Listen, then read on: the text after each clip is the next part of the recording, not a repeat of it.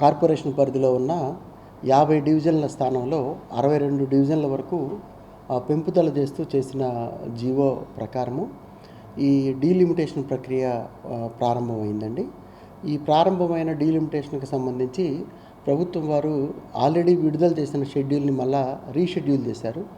దీని ప్రకారము మనకి అంటే ఆల్రెడీ ఇప్పుడున్న ఫేజ్ ఏంటంటే ఏప్రిల్ నెల 2వ తారీఖు నుండి 26వ తారీఖు వరకు, అంటే ఏప్రిల్ 26వ తారీఖు వరకు కూడా ప్రిలిమినరీగా అంటే ప్రాథమిక స్థాయిలో ఈ 62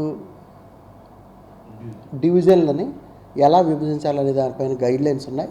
దాని ప్రకారం చేయడం జరుగుతుంది. ప్రతి పని కూడా ఖచ్చితంగా పారదర్శకమైన పద్ధతిలో జరుగుతుందండి అన్నది ప్రాతిపదిక.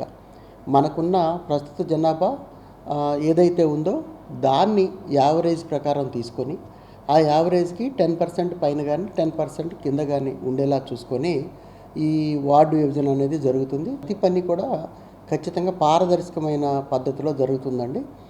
ఎక్కడ కూడా ఎటువంటి ప్రభావాలకి లోనవడం కానీ అలాంటి పరిస్థితి పొరపాటును కూడా విజయనగరం నగరపాలక సంస్థలో జరగకుండా చర్య తీసుకుంటాము.